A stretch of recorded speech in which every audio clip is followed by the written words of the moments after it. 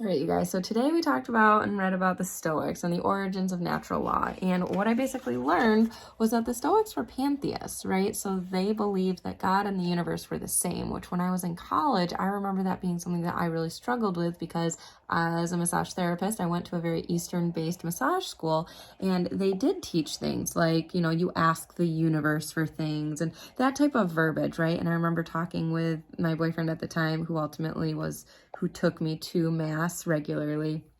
I remember asking him about that, and I was like, well, why can't God be the universe? And he said, well, because God created the universe.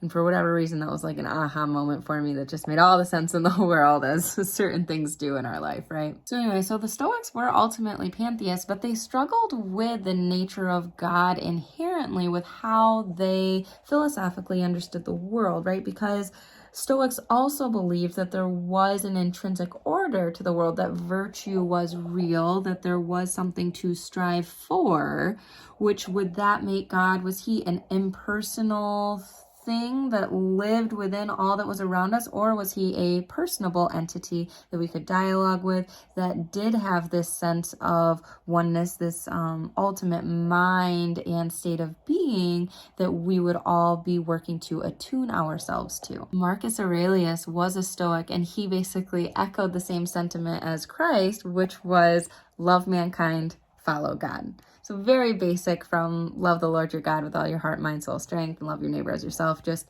love mankind, follow God. They really wanted to balance these dualities, right? So you have like God and nature. And so to balance that, they would say that everything is God. God is inherent to the coffee mug on my desk, which also inherently has God within it. Like that everything has an element of the deity within it. They wanted to combine and conflate the spirit and the body, form and matter, God and the world, all of these things. And so they really struggled with some of these dualities and had to ultimately give up on that, because it didn't, was God a conscious entity, or was he just an impersonal ordering force in nature, right? Is he a conscious being, or just a physical entity that's impersonal? They also taught that true virtue was living a life free of all emotional reactions. So basically, if we have an emotional reaction to something, it is a false opinion, right? So emotions are void of logic, and they are very much all about reason, that in order to have that virtuous life, we have to be void of emotion and face everything with a very set way. The Stoics did bring about the idea of brotherhood in humanity, and also they very fundamentally valued human dignity and moral equality. So these are values that do transcend Stoicism, that do integrate into Christianity, all of these things. And honestly, today's reading was really dense for me, because it talked a lot about these specific philosophers. It was a lot of pages, and I was kind of saying as I was reading through, I was like, I wish I was in a class, because I have questions, were the Stoics relativists, or were they realists? Did they believe that everybody had their own truth or not?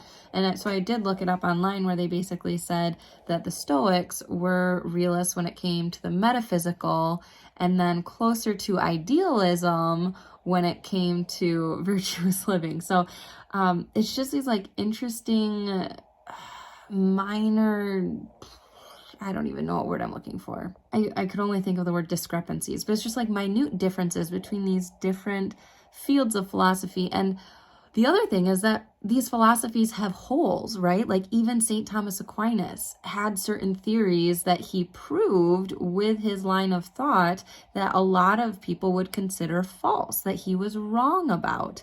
And I'm intrigued to learn more about his understanding of natural law, because there are certain things that I have heard that he would claim and say that he proved, that I kind of look at and I'm like, well, I could see how that could be, certain connotations of certain words and this or that.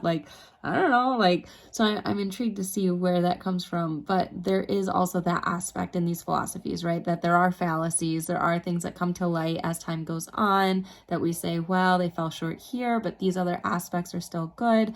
And so I think that that's what a lot of this was that I read today, was Stoicism had discrepancies.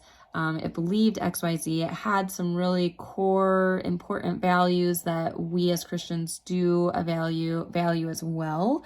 But then also, yeah, there were discrepancies in what the beliefs were. They didn't all align. You couldn't be consistent with it through it all. And, as a Catholic who ascribes to the consistent life ethic, I think that consistency across the board is really important when we are ascribing to a philosophy in life, and trying to figure out what our philosophy in life is. Does reason outweigh emotion, or does emotion outweigh reason? Like, what is more important? Where are we putting our emphasis in our lives? So those are my thoughts for today. I know it's very late. I tried to get through this all today, finally got through it tonight, and I'm just happy to be able to share it with you. And I hope that your time, if you read it today, was enlightening for you. I'm curious what stood out. Like, did you like reading about all of those early philosophers and their names and the years that they lived and their histories and what they did with their lives? Or are you more interested in the concepts, and it's more just like, yeah, these people existed in the last couple centuries of the BC era, and this is what came forward, it was simply pre-Christian, and now we're going to be moving into St. Thomas Aquinas and the natural law. Like, which aspects stand out to you? Because it's always interesting to me how different people like learning about different aspects of history and different aspects of philosophy. So God bless you. Thanks for watching tonight, and I look forward to talking to you soon.